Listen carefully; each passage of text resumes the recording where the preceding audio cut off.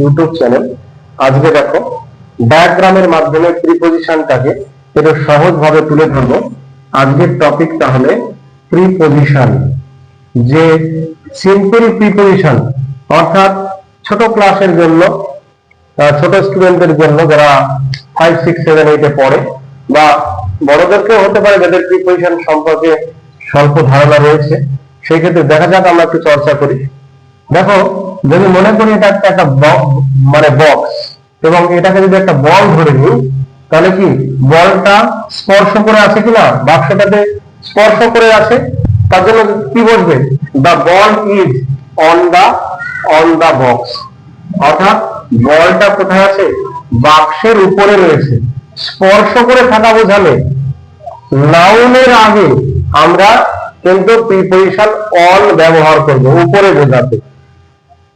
এবার দেখো দ্বিতীয় উদাহরণ কি আছে, বাক্সটার মধ্যে কিন্তু কি আছে, বলটা রয়েছে।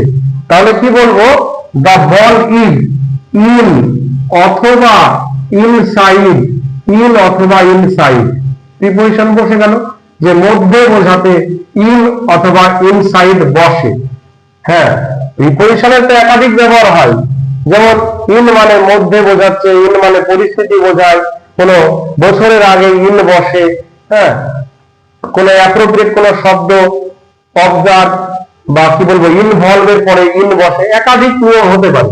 কিন্তু বাক্য অনুসারে এখানে কি হচ্ছে, the ball is in the box. বলটা কোথায় আছে, বাক্সের মধ্যে রয়েছে। চলো 3 নম্বর এক্সাম্পল কি আছে। দেখো এই ছবিতে কি দেখতে পাওয়া যাচ্ছে, যে বলটা মধ্যেই আছে। তাহলে কি আমরা ইন বসিয়ে দেবো এখানে? না, বাক্যটা দেখা কিন্তু ইম্পর্টেন্ট। কি বলছে, the ball goes, the ball গোজ। এখানে ইন না হয়ে ইনটু হবে। কেন? বলটা একটা গতি নিয়ে, একটা গতি নিয়ে বাক্সের মধ্যে গেল, এক জায়গা থেকে অন্য জায়গায় অবস্থার পরিবর্তন করি আমরা ইনটু ব্যবহার করি।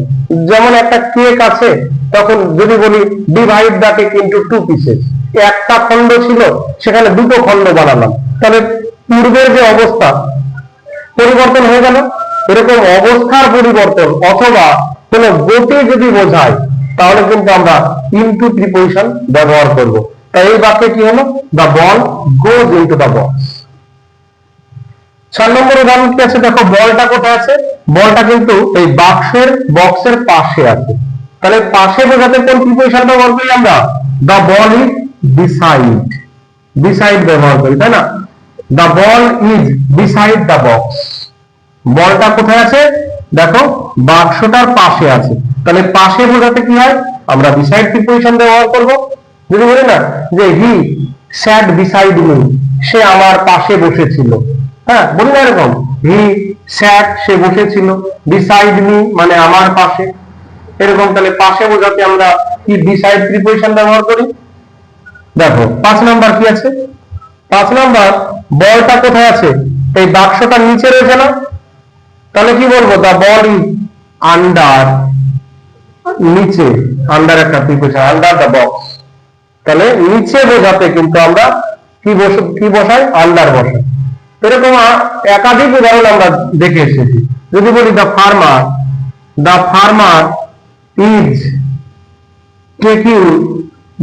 Is taking rest under a tree, একটা গাছের নিচে কৃষকটা বিশ্রাম নিচ্ছে। তাহলে নিচে বোঝাতে আমরা কিন্তু আন্ডার প্রিপজিশন ব্যবহার করব।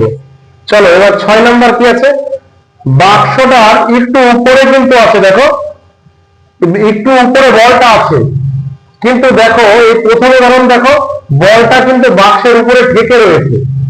6 দাগের উদাহরণটা দেখো, বাক্স আছে কিন্তু বলটা কিন্তু ঠেকে নেই। এই ক্ষেত্রে কি হবে, যে দ্য বল ইজ থ্রোন, বলটাকে ছুড়ে দেওয়া হলো over the box, over the box. অর্থাৎ অন মানে উপরে, ওভার মানে উপরে, কিন্তু অনটা ঠেকে থাকবে আর ওভারটা কোন বস্তুর সঙ্গে ঠেকে থাকবে না। অর্থাৎ গতি নিয়ে কি হলো, দ্য বল ইজ থ্রোন, ছুড়ে মারা হলো, বাক্সের উপর দিয়ে বলটা চলে গেল। হ্যাঁ, তাহলে অন মানে ঠেকে থাকবে, আর ওভার মানে কিন্তু একটু উপর দিয়ে চলে যাবে, ঠেকবে না।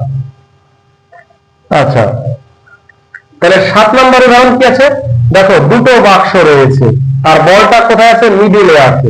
দুইয়ের মধ্যে বসালে আমরা ছোট থেকে জেনে এসেছি যে বিটুইন বসে, তাহলে কি হবে? The ball is between between between the two boxes. বলটা দুটো বাক্সের মাঝে আছে। হ্যাঁ, তাহলে মধ্যে বোঝাতে আমরা কি বোঝাই? বিটুইন বসি। The child is between two boys. দুটো বালকের মাঝে শিশুটি রয়েছে। হ্যাঁ, এবার দেখো 8 নাম্বার কি আছে? 8 নাম্বার একটা সূর্যের ছবি আছে, এটা আমরা জানি অনেকটা উপরে, অনেক উপরে বোঝালে কি হয়? অ্যাবভ বসে। দ্য সান ইজ অ্যাবভ আস, আমাদের উপরে আছে। চলো প্রথম থেকে একবার দেখে নিই।